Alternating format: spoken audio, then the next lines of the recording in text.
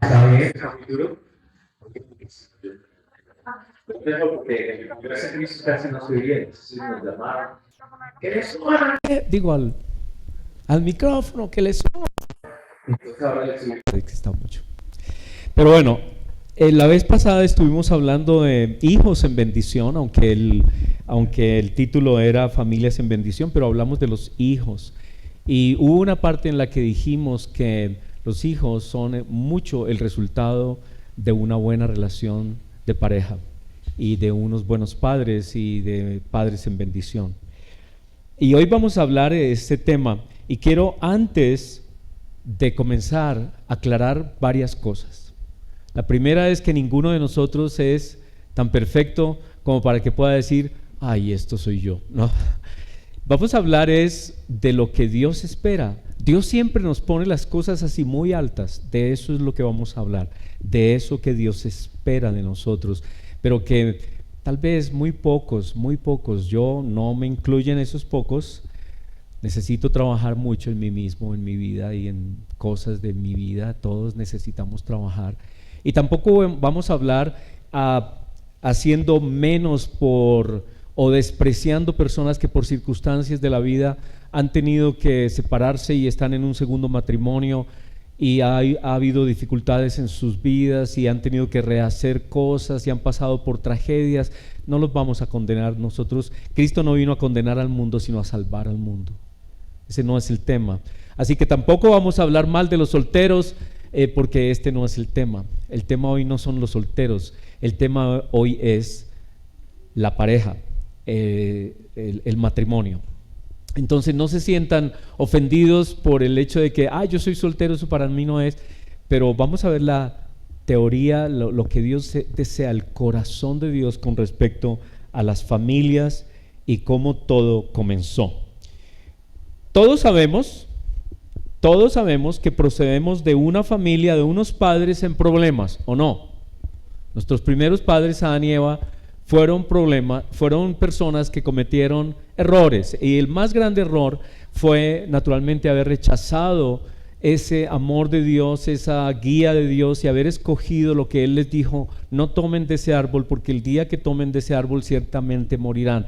Y Romanos 5 nos dice que el pecado entró al mundo por un hombre, pero un hombre, vamos a ver muy claro, un hombre es Adán y Eva.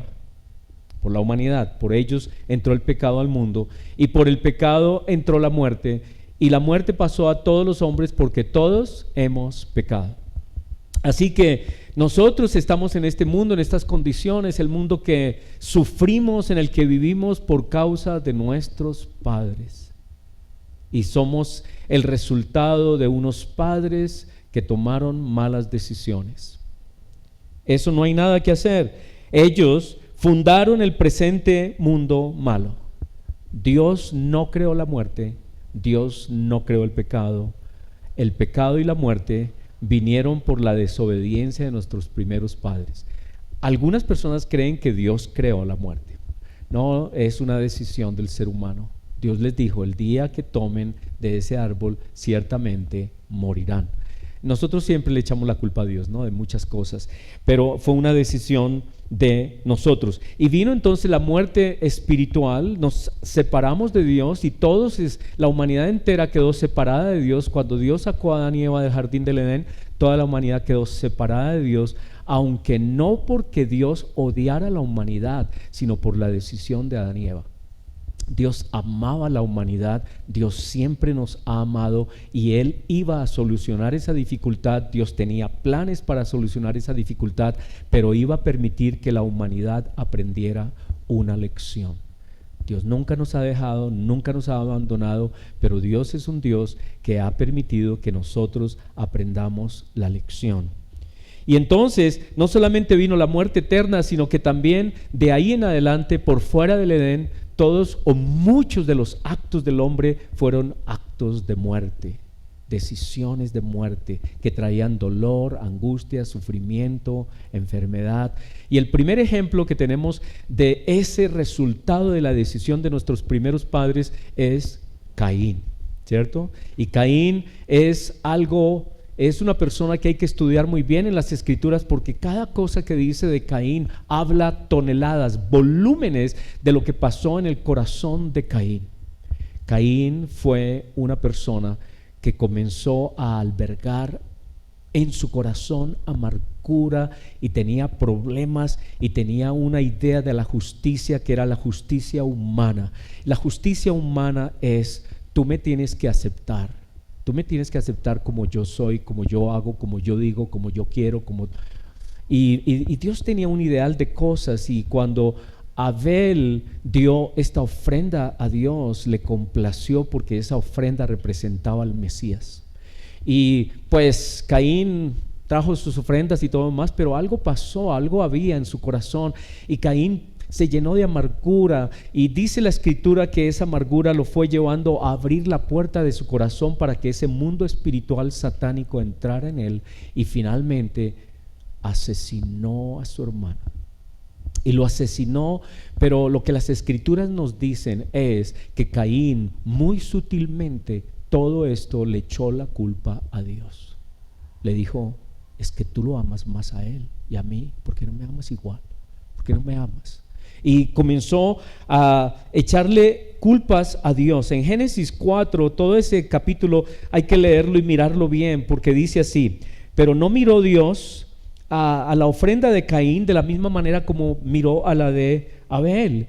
Y por eso Caín se enfureció. Esa es la nueva versión internacional, que dice que Caín se le metió la ira, la amargura, la rabia, los celos, y no pudo controlar eso, y no podía controlar esa rabia y que sentía, y fue abriendo su corazón a lo que las escrituras por todas partes nos dicen: cuidado con tu corazón, con las amarguras, los odios, la rabia, los celos, el deseo de venganza y tu propia justicia. Y Caín de alguna manera estaba tan enfurecido que andaba así como lleno de ira, lleno de rabia, estaba que no se aguantaba más. Y entonces Dios lo llamó y le preguntó: Caín, ¿por qué estás tan enojado?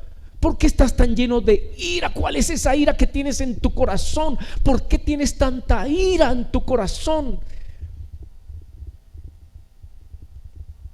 ¿Y por qué andas así, cabizbajo? Porque Dios lo vio, pero era tramando, ¿no? No era cabizbajo deprimido, era lleno de ira. Y entonces Dios le dijo: mira, Caín, si tú haces lo bueno, puedes andar erguido y puedes andar derechito y puedes andar bien y quitar esa ira y quitar este odio y quitar esa amargura que hay en tu corazón. Quita ese odio de tu corazón. Y él tenía que decidir.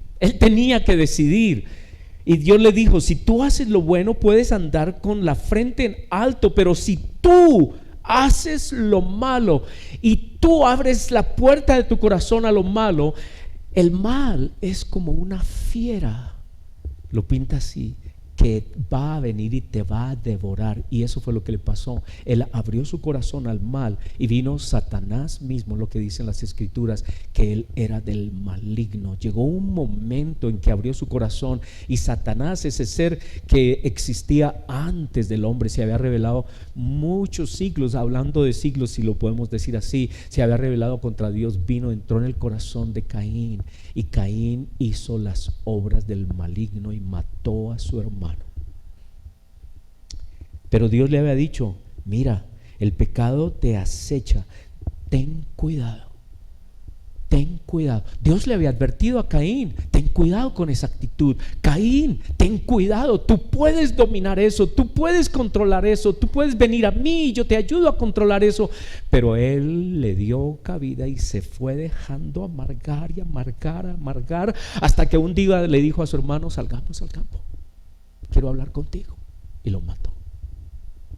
Y entonces dice que Caín atacó a su hermano, lo mató, y el Señor le preguntó a Caín: ¿dónde está tu hermano Abel? Y él dijo: no lo sé. ¿Acaso soy yo el que debe cuidar de mi hermano? ¿No es esa tu función? ¿No es esa tú? ¿Por qué lo amas tanto a él? ¿No debías tú cuidarlo? Tú lo descuidaste. No es culpa mía, es tú. Eres tú. Siempre eres tú. Ese era un tono de Caín. ¿Es tu culpa?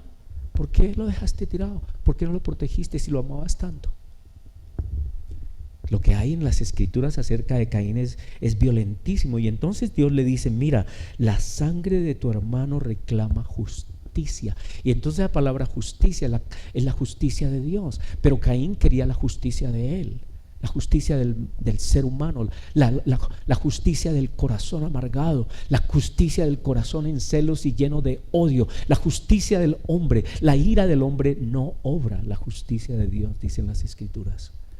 Y él obró la justicia humana, pero más que humana, la satánica, la que culpa a Dios y dice: tú eres culpable. Y esa es como una actitud que se fue desarrollando y que tiene la humanidad. La humanidad le echa la culpa a Dios de todo. Dios es el culpable de todo. Se cayó un edificio, ¿dónde estaba Dios? Violaron a un niño, ¿dónde estaba Dios? Siempre es Dios, ¿no? Siempre es Dios el culpable. Y tenemos que tener tanto cuidado, porque Dios habla de otra justicia, Dios habla de su justicia, y tenemos que tener esperanza en la justicia, de la soberanía de Dios y de Cristo. Pero a veces queremos nuestra justicia, y que Caín quería su justicia, la justicia de él. Y este pensamiento es un pensamiento que me atrevo yo a decir que se fue metiendo en el mundo, la justicia humana, la justicia que quiere traer cosas y revoluciones y vainas, y volvamos todo al revés. Pero esa no es la justicia que Cristo vino a traer. Y algunos dicen, hablando de Judas, que Judas tuvo problemas con Cristo porque Judas vio el poder que tenía Cristo y le dio mucha rabia que Cristo hablara mucho y no cambiara nada. Cristo no vino a cambiar, a derrocar a nadie. Cristo no vino a quitar al sumo sacerdote, no vino a derrocar al imperio romano. Cristo no hizo un cambio social. Cristo no dirigió a la iglesia a que votaran por este o por aquello. Cristo no hizo un trabajo social de rebelión contra el mundo. Y Judas estaba como, ¿qué le pasa? Él tiene el poder para cambiarlo todo ya. ¿Por qué no lo cambia? Ya sé qué voy a hacer. Lo voy a poner en una situación tan difícil que se tenga que defender. Lo voy a vender. Y cuando él esté en estas circunstancias, yo sé que al fin va a sacar su poder y va a mostrar y va a rebelarse contra todo esto, porque este sistema hay que cambiarlo ya. Y no sabía que con lo que él estaba haciendo estaba cumpliendo escrituras. Y Cristo no vino exactamente a hacer una revolución social y a cambiar cosas políticamente. Él vino a otra cosa. Pero hay personas que usan el evangelio para un lenguaje y un movimiento social. No que no haya cosas que tengamos que hacer en la sociedad, pero no es una revolución lo que vino Cristo a hacer. Él vino a hacer cosas más profundas que eso. El asunto es que Caín le echó la culpa a Dios, y entonces Dios le dijo que por esa actitud y por ese asesinato, ahora él quedaría bajo maldición. Caín iba a quedar bajo maldición. No que Dios maldijo a Caín. No, Dios no es un Dios de maldición. Dios no maldijo a Caín. Caín trajo maldición sobre sí mismo con su decisión. ¿Está claro? Dios le dio la oportunidad todo el tiempo a Caín de que se arrepintiera. Dios le dijo: Caín, mira, arrepiéntete, cambia, no hagas eso, no está bien. Pero Dios quiere que nosotros tomemos decisiones, y Caín tomó una decisión que trajo maldición sobre su vida y sobre sus hijos y los hijos de sus hijos y los hijos de sus hijos. Y saben que de Caín vino un hombre llamado Lamec. Lamec fue el primero que comenzó a tomar varias mujeres y a hacer la locura y a alejarse, porque ellos y Caín siguió con esta mentalidad, dejándose influir por este mundo espiritual antagónico a Dios. Y dice que Lamec dijo lo siguiente: si Caín es vengado 7 veces, Lamec 70 veces lo será, y el que me mire mal, lo mato. ¿Recuerdan la escritura? Lo mato. O sea, ¿qué actitud había en el descendiente de Caín? La misma amargura, la misma rabia, el mismo odio, el deseo de venganza contra el que sea. Una actitud satánica que se fue extendiendo en todo aquel mundo hasta que contaminó el mundo entero. Y llegamos al capítulo 6 de Génesis, donde dice que los pensamientos de los hombres eran únicamente de continuo, solamente el mal. Pero me llamó mucho la atención que Lamec Dice la escritura, fue el primero que comenzó a tener muchas mujeres. Eso quiere decir que fue por la línea de Caín y en esta actitud que se destruyó y se comenzó a romper el tema del matrimonio, como Dios lo había hecho, porque Satanás odia el matrimonio. Satanás odia el matrimonio. Pero miren la actitud de Caín, porque Caín en el versículo 13 dice: este castigo, esto de la maldición que voy a oír, vas a estar bajo maldición, le dice Dios, tú has traído maldición sobre ti mismo. Él no lo vio así, Caín no lo vio así. Él vio que Dios lo estaba maldiciendo. Él vio que Dios se estaba, como decimos ahora, lavando las manos con él. Y él dijo: acaba de asesinar a alguien, acaba de esta maldad que ha hecho. Y luego dice: este castigo es más de lo que yo puedo soportar. ¿Cómo te atreves tú a imponerme este castigo sobre mí? Además de todo, de que tú escogiste a mi hermano por encima de mí y ahora me castigas y me maldices. Es la actitud de Caín. Se siente maldito de Dios, se siente hecho a un lado de Dios. Dios no quería eso para Caín. Dios amaba a Caín, pero Caín no amaba a Dios y acusa todo el tiempo a Dios, y consideró que el castigo de Dios sobre él era injusto, porque la justicia de Caín era otra manera de pensar en la justicia. Y luego le dijo, versículo 14: hoy tú me condenas al destierro y nunca más podré estar en tu presencia. Andaré por el mundo errante como un fugitivo, y cualquiera que me encuentre me matará. La víctima perfecta, ¿cierto? Él se hace la víctima y él dice: tú eres el culpable, Dios. Tú eres el culpable de todo esto. Tú eres el que comenzaste todo esto. Tu injusticia fue lo que comenzó todo esto. Y eso es el resultado del pecado de Adán y Eva y el corazón perverso en el ser humano, y la posibilidad que le dio Caín al enemigo, a Satanás, el diablo, de que entrara en su corazón. Y desde entonces la humanidad ha estado así, igual, siempre acusando a Dios y acusando a los demás, y no queriendo ver su propio pecado y sus propios errores, y no queriendo admitir la necesidad de arrepentimiento. Lo más difícil para el ser humano es arrepentirse. Lo más difícil para el ser humano es ver su pecado y cambiar. Es lo más difícil. Y luego dice en la siguiente imagen, en Génesis 1:26, tenemos que volver entonces al ideal. Tenemos que volver qué era lo que Dios había querido desde el comienzo. Ya vimos entonces qué fue lo que pasó, los resultados que hubo con la actitud de Caín, que multiplicó la situación de alejamiento de Adán y Eva. Él como que Caín mostró las consecuencias enormes que habían en la decisión de nuestros primeros padres.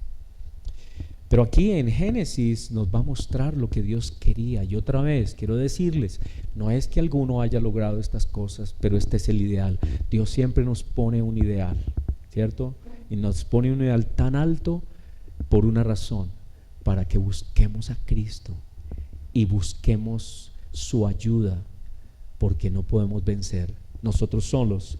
Dice así, Génesis 1:26: entonces dijo Dios: hagamos al hombre a nuestra imagen, conforme a nuestra semejanza. Y noten ese plural siempre ha sido un tema de debate. ¿Qué es lo que dice ahí? ¿Por qué dice hagamos plural? ¿Y por qué dice a nuestra? Entonces los judíos que no creen sino en un solo Dios, estrictamente en un solo Dios, dicen que Dios es como un rey, que es tan grande, que es uno solo, y dice vuestra majestad, vuestra plural para hablar de una persona.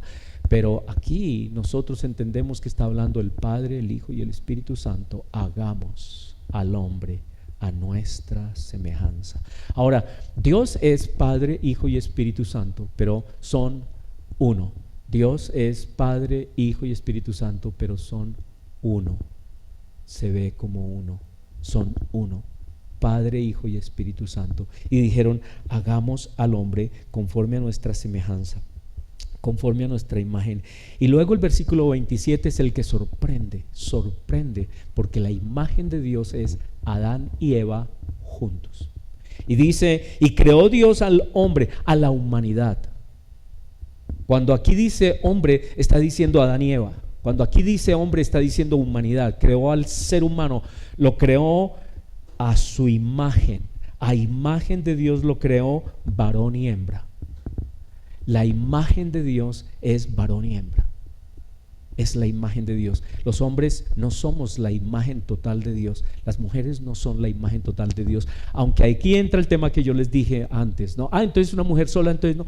Sí, claro que sí, somos hijos de Dios, todos somos hijos de Dios, sí, pero por excelencia, si es que puedo explicarlo, si hubiera mejores palabras que yo pudiera usar, pero por excelencia, la imagen de Dios es el hombre y la mujer bendecidos por Dios.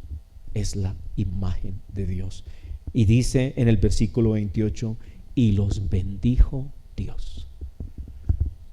Así que el hombre y la mujer bendecidos por Dios es la imagen de Dios. Así que lo que Dios hizo en el matrimonio es algo impresionante. Es la imagen de Dios. Esto es tan importante. Esto es tan impresionante. Porque a través de los siglos el ser humano ha cambiado esta idea, y Caín cambió esta idea, y Lamec cambió esta idea. Lamec tomó mujeres y hizo locuras, y vinieron todas estas orgías y locuras y desenfrenos que sabemos y conocemos del mundo. Se desenfrenaron en ese mundo, en esa inmoralidad, porque no creyeron esto, ni lo querían creer. ¿Y por qué no lo creían? Porque Satanás odia la imagen de Dios en la tierra. La imagen de Dios en la tierra es el hombre, la mujer, más Dios en su vida, 3 en 1, como Dios es Padre, Hijo y Espíritu Santo, pero son uno. Esposo, esposa y Cristo, uno. Y Dios dijo que fueran uno. El problema está que cuando nuestros primeros padres tomaron la decisión de no creer en Dios, sacaron a Dios de su vida, y ahí la imagen de Dios se desfiguró. No que Dios no amara a la humanidad, porque dice las Escrituras que Dios ama a la humanidad, y por eso, porque nos ama tanto y somos su creación, envió a su Hijo para que todo aquel que en él crea no se pierda, sino tenga vida eterna. Pero el propósito de Dios al comienzo de la creación fue hacernos un hombre. Este tema hombre, es que el tema de las palabras es la locura, porque esa es la pelea de hoy, ¿no? Que tenemos que estar hablando y todos y todas, y si se le olvida que todos y todas, se metió en un lío, porque todas se van a poner bravas y todos se van a poner bravos, y los de la mitad también. Entonces ahora es un lío, porque cuando usted está hablando tiene que decir, bueno, todas y todas y todos los demás, buenos días. Qué angustia. No, en el tiempo de Dios, Adán y Eva eran uno, y eran la humanidad, y eran el hombre, la creación de Dios, eran uno. Así que Dios dijo que en esa bendición había la imagen de Dios. Y por eso el primer punto con respecto al matrimonio es que el matrimonio entre un hombre y una mujer refleja la imagen de Dios por excelencia. Y por eso Satanás ataca el matrimonio. Y lo ha atacado de tal manera que lo primero que hizo el hombre, en los primeros pecados que tuvo el hombre, fue acabar con la relación un hombre, una mujer. Y ustedes saben de todas las historias, las películas que vemos de los hombres que se rodearon de cientos de mujeres, incluidos Salomón, David, todos ellos. ¿Por qué Dios permitió eso? ¿Por qué Dios permitió esa semejante locura? Dice en una pregunta que le hicieron a Jesucristo en el Mateo 19, Cristo dijo, porque ustedes son duros de corazón, duros, tercos a morir. Entonces, porque el ser humano fue así de terco, Dios tuvo que legislar ese asunto, pero Dios no lo quiso así. Mateo 19 dice, ¿no han leído las Escrituras? Versículo 3, si lo quieren ver, Mateo 19, por ahí dice que no han leído las Escrituras. Cuando vinieron a preguntarle al Señor Jesucristo, ¿podemos dar carta de divorcio por cualquier cosa a las esposas? Moisés permitió eso. ¿Y usted por qué viene a decir que no. Y Cristo les dijo: ustedes no han leído las escrituras, les falta leer las escrituras, hermanos. Ustedes no han leído las escrituras, que en el principio Dios los creó hombre y mujer, y por eso dejará el hombre a su padre y a su madre y se unirá a su mujer y llegarán a ser uno. Hombre, mujer y Dios, uno. 3, 1. Como Dios es Padre, Hijo y Espíritu Santo, el hogar, la familia, es la imagen por excelencia de Dios. Así que Dios nunca quiso el divorcio para la gente, pero la testarudez del ser humano, y luego esa testarudez hizo que llegara tiempos en que los hombres pensaron que hay mejores condiciones que el matrimonio, y vino este engaño de pensar que el celibato es mejor, que el ser humano espiritual es célibe, cuando por todas las escrituras Dios deja claro que el ser humano espiritual es casado. Todos los sacerdotes, desde Moisés, 1500 años antes de Cristo, todos los sacerdotes guardaban todas esas genealogías. ¿Por qué? Porque debían saber quién era hijo de Aarón, descendiente de Aarón, para poder servir en el templo. Eran casados. Sumo sacerdote, casado. Todos los que servían, los levitas, casados. Y luego en el Nuevo Testamento dice Pablo que los pastores, los siervos de Cristo, deben ser casados, porque si no saben tener un hogar bien, si no aman a una esposa y si no tienen unos hijos a los que guían y proveen y dan, ¿cómo van a administrar la iglesia solteros? ¿Cómo se les ocurre que usted va a hacer? Pero la Iglesia Católica dijo que sí, que era mejor porque están libres para dedicarse al Señor. ¡Mentira! Mentira. ¿Cómo que libres para qué? ¿Para hacer todo lo que hacen? La iglesia en Alemania, ustedes saben, esto no es nada que yo esté diciéndoles raro, esto está en las noticias todos los días, durante 3 días ha salido en el periódico El Tiempo. La iglesia en Alemania ha llegado a un punto en que ya no se defiende, sino que ha pasado al ataque. Y ha dicho, salieron miles de curas, miles de curas homosexuales a decir: a nosotros nos aceptan así, punto. Y no es la primera vez que he oído este tema. Hay libros que se han escrito ya hace años que vienen diciendo, exageradamente tal vez, hasta el 80% del sacerdocio católico es homosexual.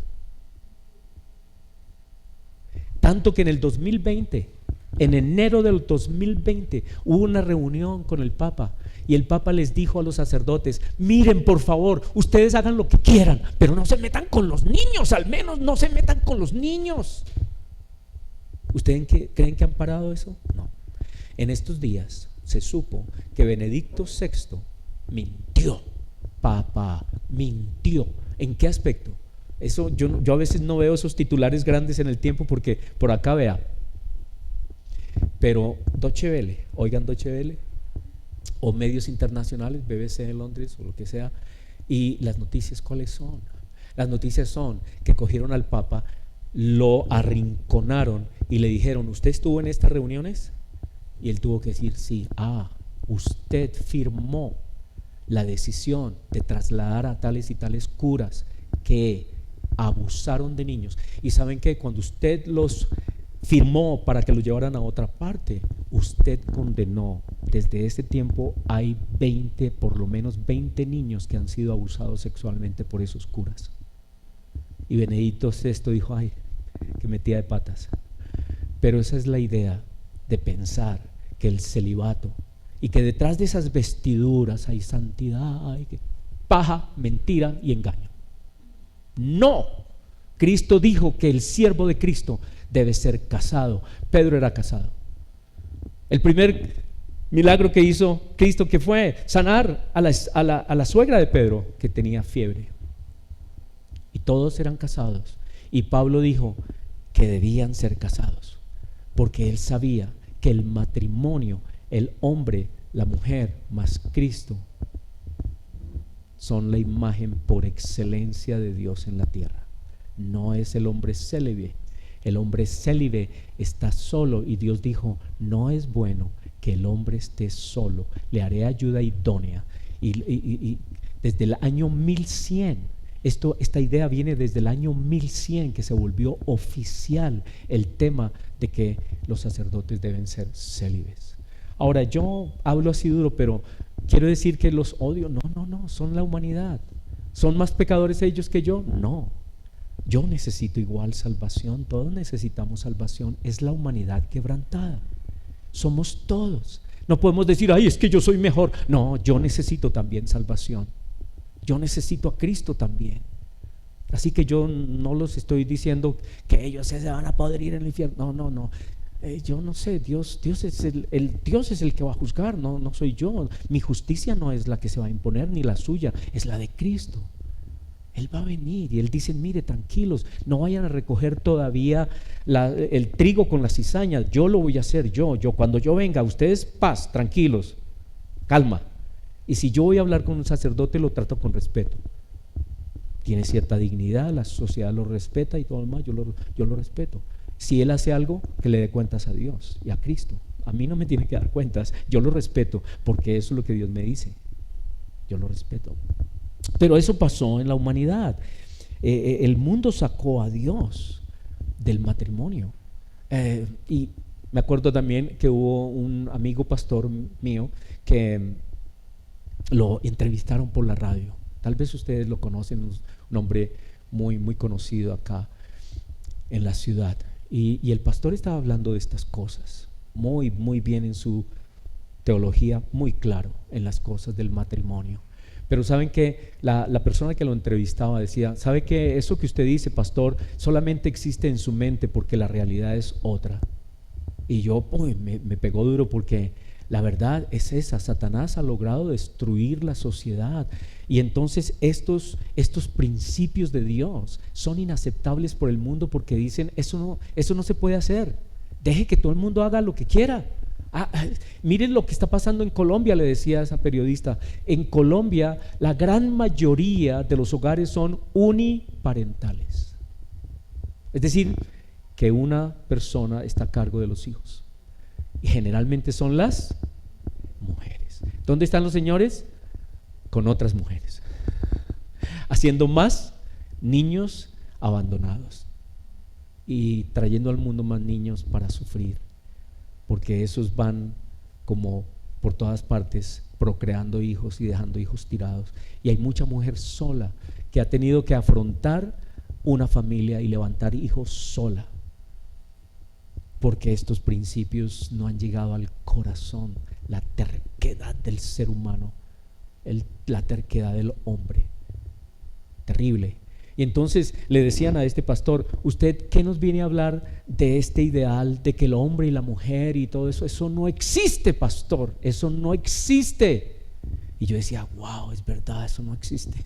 No hay hogares. En nuestra Colombia es muy raro oír de buenos hogares. ¿Por qué? Satanás ha estado ganando la partida. Y Satanás está destruyendo la mente de nuestros niños para que lleguen a una edad en la que el matrimonio ni siquiera considerarlo. No, que casarse ni que nada, que esa vaina, eso es para viejitos por allá, chuchumecos, gente por allá metida en esas religiones raras. Eso es una bobada. Eso, venga, caminen, nos vamos a vivirlo más juntos, la pasamos riquísimo. ¿Y se pierden de qué? Y los bendijo Dios. Y los bendijo Dios. Se pierden de esa bendición. A veces hay parejas que con el tiempo se dan cuenta de cosas y principios espirituales y todo lo demás, se arrepienten y vienen a recibir esa bendición de Dios. En su gracia y en su misericordia Dios los ha guiado y ellos han hecho bien las cosas. Por eso yo digo, ninguno de nosotros es justo, ninguno de nosotros es bueno, ninguno de nosotros puede decir, es que yo soy mejor que nadie. No, todos hemos pecado, dice la Escritura, y todos necesitamos de esa salvación de Cristo. Pero hoy teníamos que hablar de lo que es el ideal de Dios. Estamos hablando del ideal de Dios. No que alguno de nosotros salga aquí, mírenme a mí, yo soy el ideal. No. Todos tenemos que aprender, todos estamos aprendiendo. Así que el primer punto es: el matrimonio entre un hombre y una mujer refleja la imagen de Dios, la Trinidad, Padre, Hijo y Espíritu Santo, reflejada en esposo y esposa unidos a Dios, uno. El segundo punto es,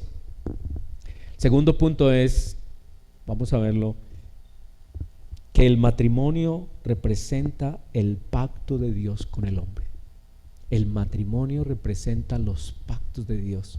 En el Antiguo Testamento, el pacto de Dios que Dios hizo en el Sinaí con Moisés y con Israel fue más o menos así, más o menos. Ustedes me dirán, me corrigen, pero Dios dijo: yo los voy a amar, yo los perdono, yo los salvo, yo los saco de Egipto, yo les voy a proveer, yo los voy a guardar. Esa es la parte de mi pacto. Su parte es: obedezcan la ley. La ley de Moisés, ¿no? Ustedes obedecen la ley. Pero ¿saben qué pasó? No había bajado todavía Moisés del Sinaí con las tablas de la ley y el pueblo ya tenía un becerro, adorando a ese becerro. Nunca pudieron obedecer la ley, lo cual mostraba la necesidad de un Salvador, lo cual mostraba la necesidad de un mejor pacto. Y por eso el matrimonio refleja ese mejor pacto, el pacto de gracia.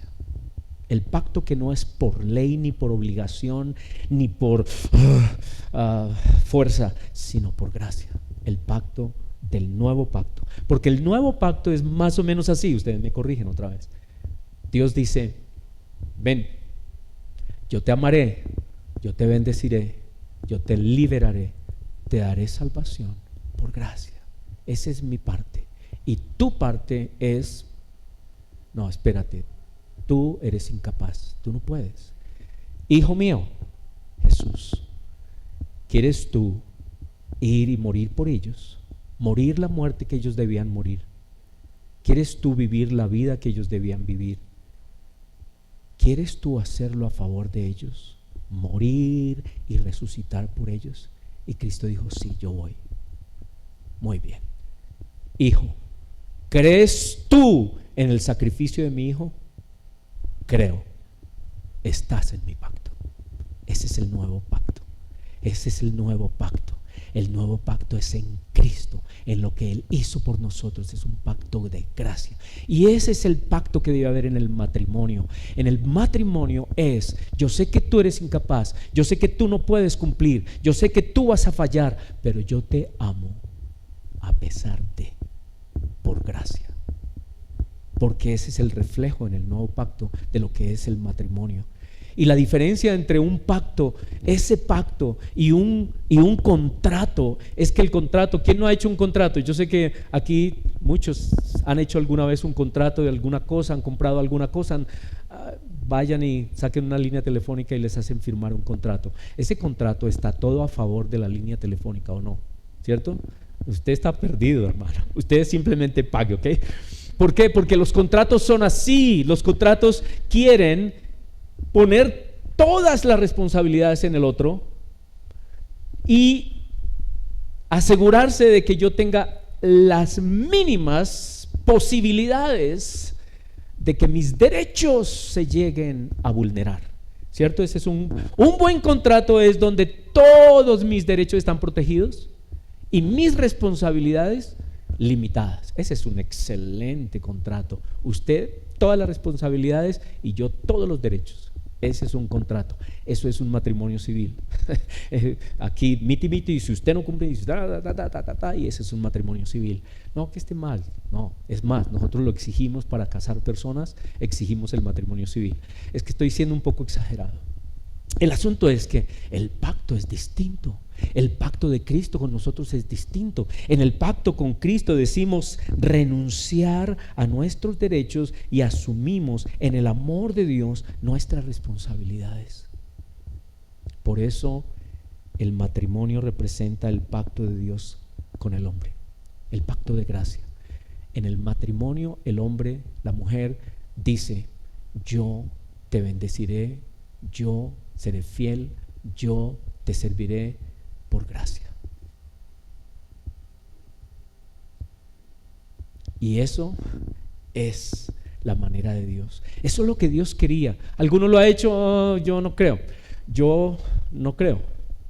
Todos hemos fallado, pero este es el ideal. Estamos hablando del ideal de Dios. Eso es lo que Dios quiere, que nosotros amemos aunque el otro sea imperfecto. El gran problema con nosotros es que nosotros siempre estamos exigiendo demasiado del otro hasta que lo rompemos, especialmente si es cristiano. Ay, pero ¿qué? Ahora este cristiano, ¿qué le pasó? Ay, ¿cuál es su cristianismo? No, tenaz, grave, ¿sí o no? Siempre estamos poniendo en el otro toda la culpa, toda la dificultad, todos los problemas, cuando Dios nos dice, no, yo asumo el dolor, yo asumo el pecado, yo asumo en mi cuerpo la muerte y perdono y extiendo gracia. Si viviéramos todos así, ¿no sería fantástico? Todos los hogares serían maravillosos. Pero hay una cosa que se llama el corazón del ser humano, la carne, que ya lo vimos, ¿cierto? Ese es el problema. Muy bien, y el tercer punto que vemos en la siguiente imagen, el tercer punto es que el matrimonio entonces representa a Cristo y a la iglesia. El matrimonio representa ¿a quién?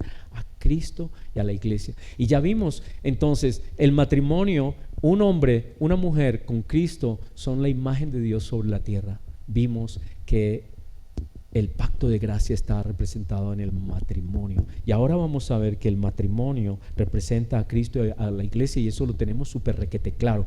¿Sí o no? Lo hemos leído tantas veces. Pero allí dice que Cristo amó a la iglesia y que los esposos deben amar a la esposa como Cristo amó a la iglesia. Esposos, amen a sus esposas como Cristo amó a la iglesia y se entregó por ella para hacerla santa. Entonces, ¿qué responsabilidad Cristo pone sobre nosotros o no? Es más, alguna persona decía que los matrimonios debieran ser el mejor vehículo de evangelización del mundo. Porque una persona que viniera a nosotros y nos dijera, nos preguntara, óyeme, yo he sido tan malo, he sido la patada, yo he cometido tantos errores en mi vida, no sé, yo no sé si venir a Dios, yo no sé, ¿será que Dios me ama? ¿Será que Dios me perdonaría? Idealmente debiéramos contestar, ¿has visto cómo yo trato a mi esposa? La amo, la perdono, la acepto, la quiero, la limpio, la levanto, hago de ella como la purifico, la lavo para presentármela como una mujer hermosa y linda. ¿Has visto cómo yo trato a mi esposa? Y esa persona diría, wow, si así es Dios conmigo, yo quiero venir a la iglesia. Eso es lo que idealmente debiera ser, pero la realidad es que así como usted trata a su esposa, nos vemos, hermano. Yo a esa iglesia no vuelvo. Pero es impresionante lo que quiere decir esto acá, que Dios quiere que nosotros seamos los representantes de Cristo en la casa. ¡Wow! ¿Será por eso que salen tantos matrimonios o esposos corriendo? No sé, debe ser por eso. Pero es que aquí no eres tú, no soy yo, es Cristo con nosotros que lo hace posible. Y dice, para presentarla una iglesia radiante, una esposa radiante. ¿Cómo hacer que una mujer se vuelva hermosa y bella y brille y sea una mujer extraordinaria en su vida? Ámela como Cristo amó a la iglesia. Qué difícil. ¿Saben qué? Yo pienso, esto es una idea personal, yo pienso que muchas personas no quieren amar a una mujer o no quieren amar a un hombre porque lo que en el mundo hay, dicen nunca, jamás esto, yo no me voy a meter con un hombre jamás. Son unos... Y yo no me voy a meter con una mujer de esas con uñas largas para que me aruñen, no. Y entonces esta desconfianza que hay en la humanidad se ha metido, y allí Satanás se ha metido y ha distorsionado todo. Y he oído comentarios de personas que dicen que el homosexualismo es muchísimo más espiritual que el matrimonio, que una relación homosexual es mucho mejor. ¿Por qué? Porque Satanás es un astuto de darle vueltas a todo y poner todo al revés. Y desafortunadamente mucha gente tiene razón cuando ven los hogares, ¿no? Que la mató, que le dio 10 cuchilladas, que no sé qué, que la... Wow, y uno dice, eso no debiera pasar. ¿Quién está detrás de eso? Satanás, el diablo. Así de sencillo. Que es el que quiere distorsionar y enviar una noticia a la sociedad de que el matrimonio no funciona.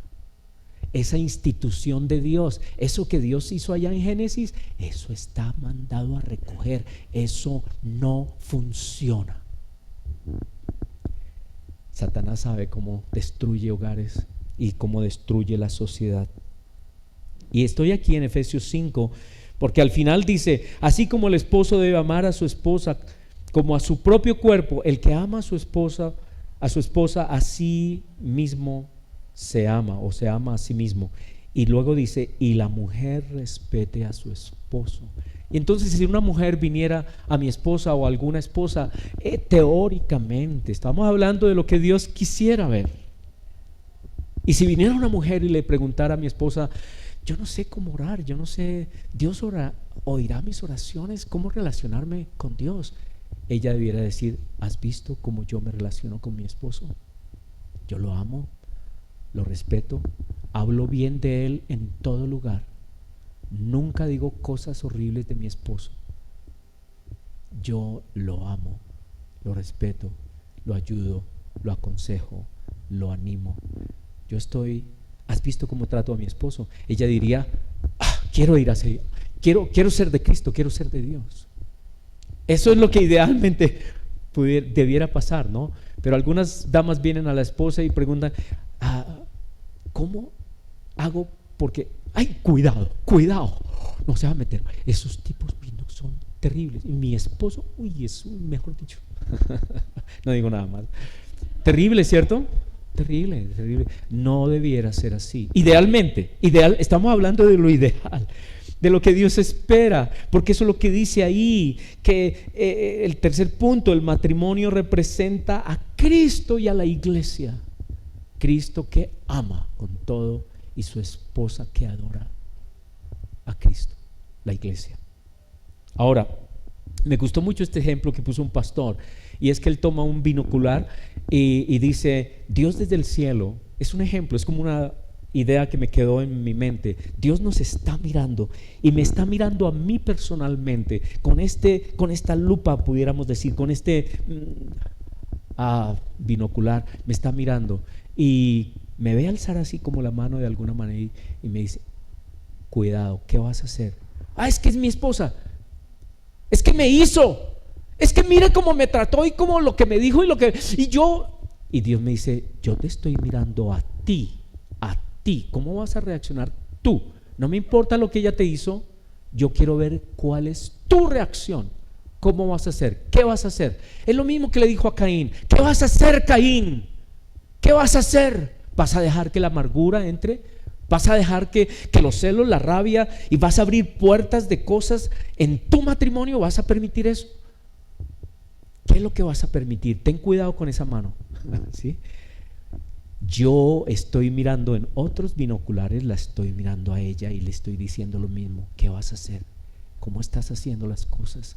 Entonces miren que Dios nos mira. Me gustó ese ejemplo porque Dios está mirando cómo reacciono yo independientemente de lo que me hagan. Porque la razón siempre es: mira lo que me hicieron, mira lo que tú hiciste con Abel, como tú sí, y como tú sí lo amaste, y como tú sí el preferido, y mira lo que me hizo, y por lo que me hizo, entonces abrió su corazón a la amargura, los celos y el asesinato. Lo que me hizo no es una buena guía para responder.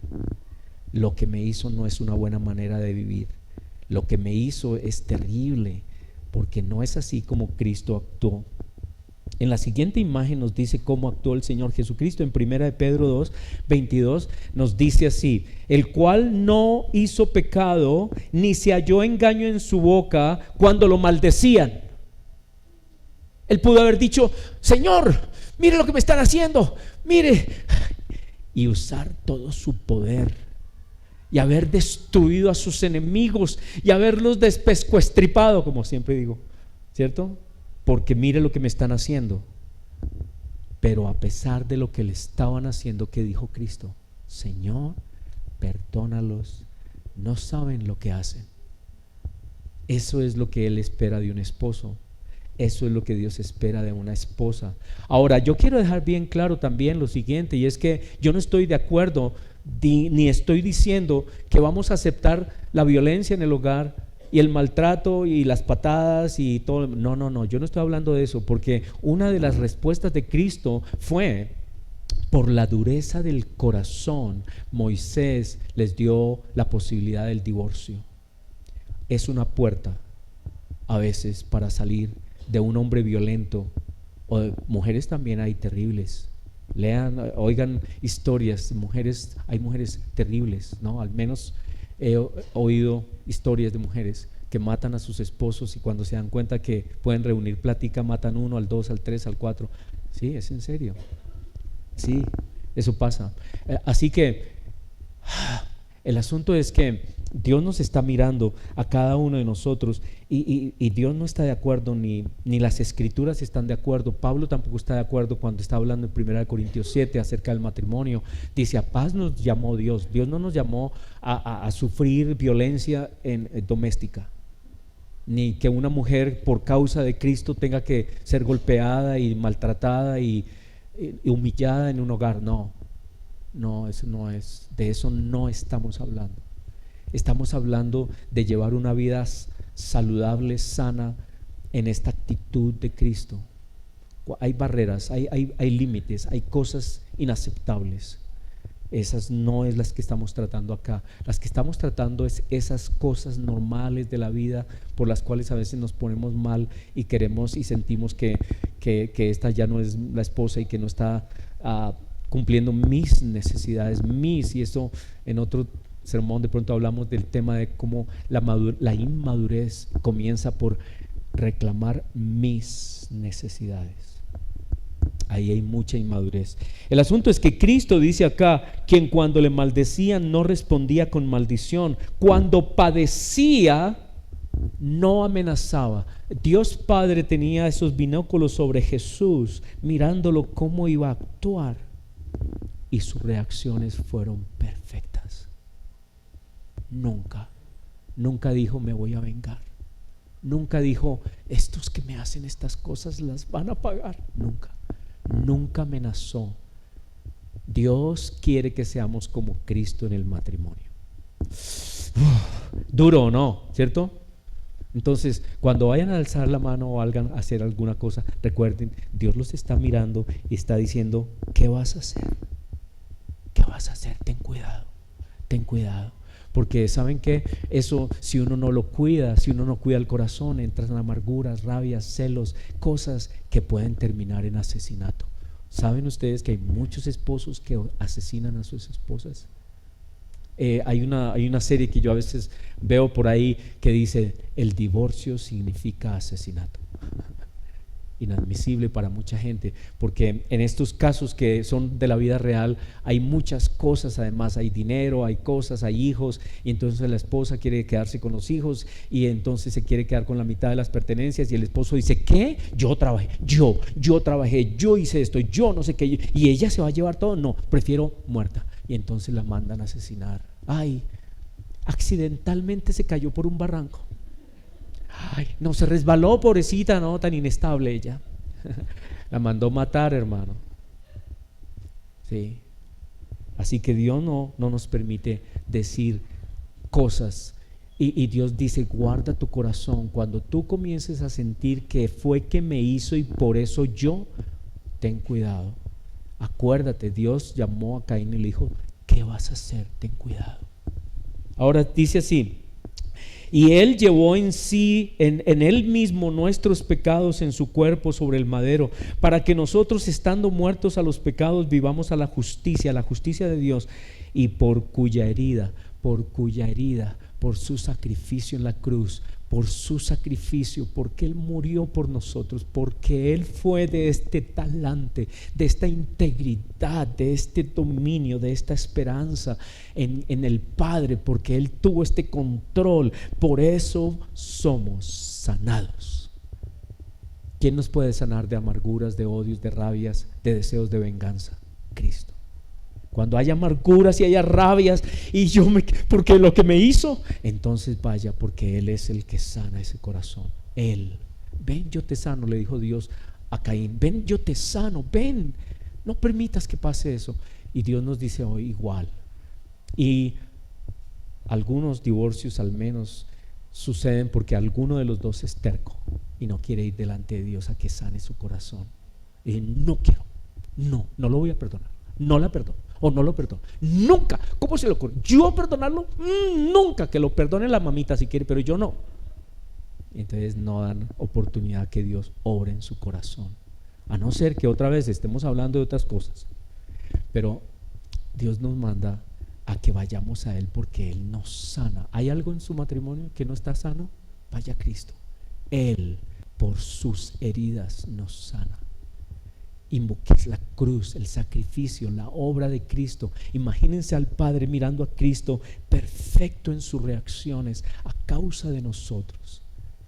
Él nos enseña el camino del perdón y Él sana toda angustia, todo deseo de venganza, toda acusación, toda cosa que tengamos contra nuestra esposa o esposo. Cristo sana. Dele la oportunidad a Él. Y no diga, pero es que mira lo que me hizo. No es buena salida. Dios dice, yo te estoy mirando a ti. ¿Cómo estás reaccionando? Mira a mi hijo, mira a Cristo y creámosle a Él. Hermanos, les invito a que tomemos hoy la cena del Señor en ese contexto. En el contexto de la sanidad de Cristo para los matrimonios, de la sanidad de Cristo para esta humanidad, para esta sociedad, y que sí, hoy reconozcamos que nosotros necesitamos ser limpios por Cristo, necesitamos ese corazón, necesitamos humillarnos y dejar esa actitud, esa vanidad, ese orgullo que se nos mete el enemigo a veces. No que Satanás pueda poseer al cristiano, no. ¿Quién está en nuestra vida? Cristo. ¿Quién está en nosotros? ¿Quién nos compró? Cristo. ¿Quién mora en nosotros? Su Espíritu. Pero a veces la carne nos quiere llevar a esas actitudes, las actitudes que tuvo Caín. Y Dios nos dice, ten cuidado. Ven a mí, yo sano tu corazón. Tenemos que ir y arrodillarnos y proclamar que somos lo que la Escritura dice. Nosotros somos un reflejo de Cristo y la iglesia. Y si usted es esposo, usted es Cristo en la iglesia. Sí, yo estaba equivocado. Yo le decía a Paulinita, mami, yo no soy Cristo, porque ella me exigía, a veces cosas, pero resulta que sí, somos Cristo en la casa. Que Dios nos guarde y nos ayude. Señor, vamos a tomar la cena, el pan y el vino, y vamos a reflexionar en lo que tú nos revelas y nos dices. Y hoy te pedimos, Señor Jesús, que tú bendigas los matrimonios, que tú bendigas la idea que la sociedad tiene, que tú guardes a la sociedad, que vuelvan al camino, que las personas entiendan, acepten la revelación de Dios con respecto al matrimonio. Esos 3 puntos principales, que el hombre y la mujer en bendición de Dios son la imagen por excelencia de Dios en la tierra. Que el matrimonio refleja el pacto de gracia de Dios con los hombres. Que el matrimonio refleja a Cristo y la iglesia. Que tú nos ayudes, Señor, a someternos mutuamente en tu nombre y en tu poder. Que tú sanes nuestro corazón por la obra tuya, por tu obra, Señor, por la obra que tú hiciste en la cruz. Por tu herida haya sanidad, porque a veces pensamos que la sanidad es solo física y que esperamos sanidad física y que Dios sane nuestras aflicciones físicas, pero aquí es mucho más. Que tú sanes nuestro corazón, que tú nos libres de pensamientos como los de Caín, que tú quites toda amargura, que tú quites toda señalización, que queremos señalizarte a ti y señalarte a ti como el culpable de cosas. Tú eres Dios, tú eres bueno, y dicen las Escrituras que en ti no hay ninguna oscuridad. que en ti no hay ninguna oscuridad, que tú eres luz, que tú no puedes ser tentado por el mal. Ayúdanos a creer que tú eres la fuente de todo lo bueno, todo lo santo, todo lo que es bueno para nosotros. Quítanos la idea de que nuestra justicia es mejor que la tuya. A veces el ser humano piensa que es mejor que Dios. Sí, el ser humano piensa que es mejor que Dios. Señor, tomamos estos símbolos: el pan, el vino inicialmente, el jugo de uva, Señor, que representa tu herida, tu sacrificio para nuestra sanidad. Lo tomamos, Señor, hoy en el contexto de los matrimonios. Que nos ayudes a amar, que nos ayudes a bendecir, a someternos, a ser como Cristo, como la iglesia. Que tú nos des esa fuerza, que tú estés en nuestra vida. Ayúdanos a creer. En tu nombre, Señor Jesús, tomamos estos símbolos de sanidad, símbolos de sanidad en todos los aspectos. Nos pasas de muerte a vida, de enfermedad a una vida eterna, de dolor a una vida gozosa, de amargura a toda felicidad, de un corazón amargado, de una cara fruncida por la maldad y el odio y cabizbajos, a alzar nuestro rostro, porque tú lo iluminas y tú pones tu luz en nuestro rostro, Señor. Gracias en tu nombre, Señor Jesús, al Padre, en el poder de tu Espíritu. Amén. Amén.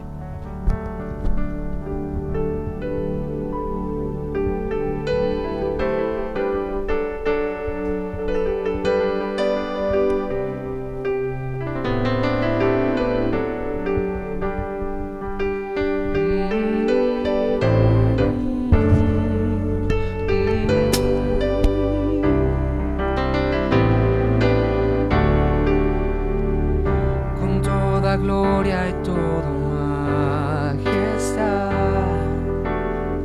diseñador del universo, desde su trono eterno nos miró y vino aquí como cordero.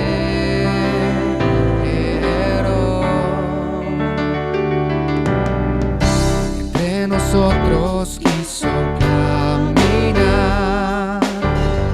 buscando al más necesitado. Hasta un leproso pudo abrazar. Llevó mi herida en su costado.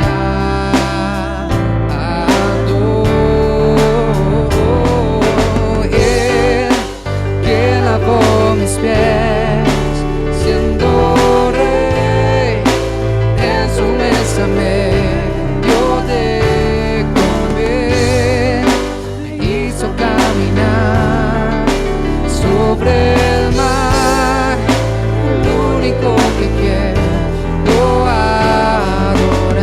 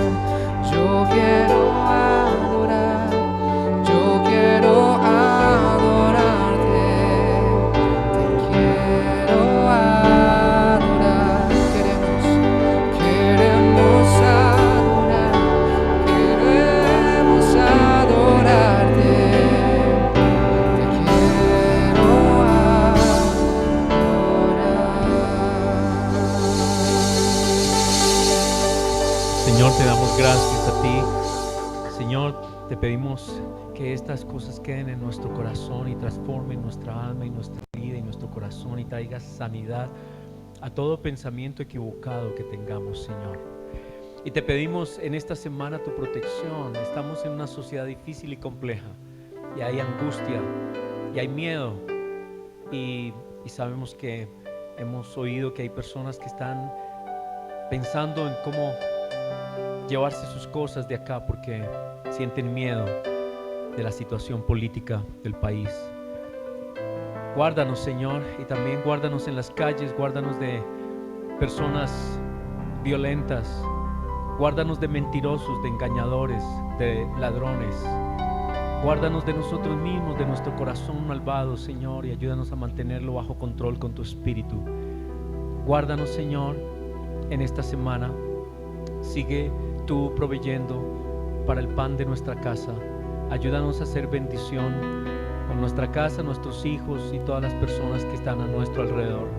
Tu bendición, Señor, la bendición del Padre, del Hijo y del Espíritu Santo esté sobre todos nosotros. Amén. Amén.